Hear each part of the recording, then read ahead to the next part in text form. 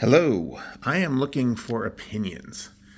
So, for those unfamiliar, I have been using the British Grenadier Scenario Book 2 with some modification to replay part of the Lexington Concord fight, what I'm calling from Lexington to Concord and back again, using the rule set from Wilderness Wars and Redcoats in the Wilderness.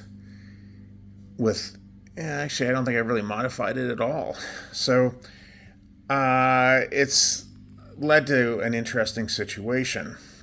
Now, this has always been a scenario that is, I feel, almost impossible to completely replicate, although I was really interested to see whether it could be possible to, create such a scenario where you could have the same decisions available that were available then.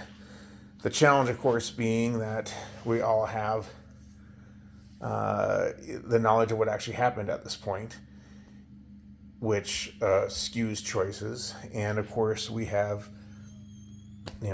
eagle views of the battlefield to know what's going on. So that kind of makes that impossible. So I have been running this as a test, as a solitary game, attempting to make historical choices that were made on April 19th, based on the decisions and personalities of the commanders at the time. Started on Lexington Green, where the first shots were fired. Very similar effects to the original. Right now, Parker's survivors are already taking up position on the road, and I was able to keep along with that to a degree, keep what happened. Even the rebel forces encountering Smith's column after the Lexington shooting, and the rebel forces essentially turning around and escorting the British into town. We've had supplies searched for and destroyed. We've had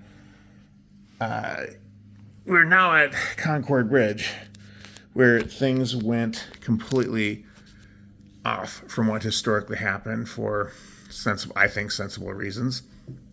Originally, what happened was the British forces sent a very small detachment to the Barrett farm to find what turned out to be just a gun carriage, I think is all they found. I could be wrong there.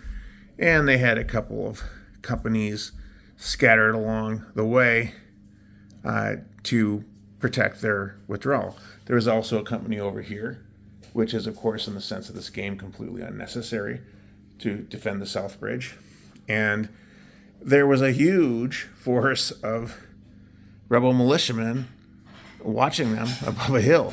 And obviously, if I went the historical route on that and had the rebel forces use any common sense at all, the British force would be utterly destroyed. So I guess if I tried, there's limits to how much you can do historically. So what happened in this game instead, at that point, is the Grenadiers went about town destroying what they're required to run this scenario, the few supplies that they could find. And a small contingent of light infantry was deployed over here to destroy some supplies. And the rest were deployed in skirmish formation to kind of defend the bridge. And the way things worked out, I should note too, historically, the British had used an absolutely terrible tactic. They tried street firing, which is designed actually for streets where your flanks are protected, and the street firing here, there was no protection, and they got enfiladed while they were doing that, and it was a disaster. So the way things developed is in the end, the entire British light infantry line ended up in skirmish formation defending the bridge. And the provocation which caused them to come off the hill, the rebels to come off the hill, happened, of course. And we ended up with this massive exchange of volleys at fairly close range. And at this point, Both sides took significant casualties. The difference, of course, being the British can't afford to take them.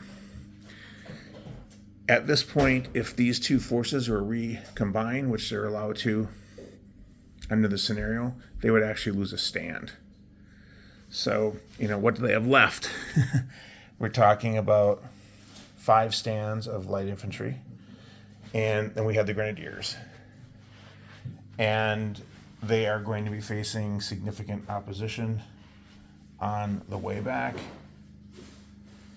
And they're hoping for relief to come from Lord Percy. And when the relief comes, he's going to have to march from here and march all the way in. Historically, he didn't get any further than Lexington. But I don't know, under this scenario, he might have to go further if there's anything left to save.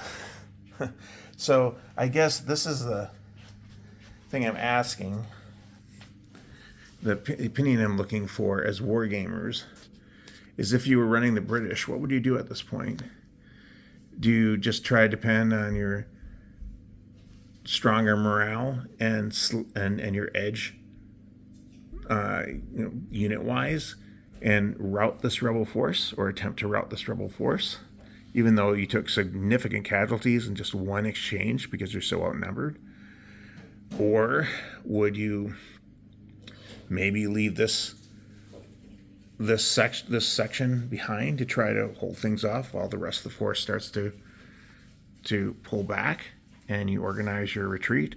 Or would you even do something potentially crazy, like at least would be considered crazy for at the time, but kind of a Cliveden situation, and take some defense in some of the buildings and hold out until Percy shows up? Of course, they would not know about all the forces that are already marshaling against them on the road that they need to take back.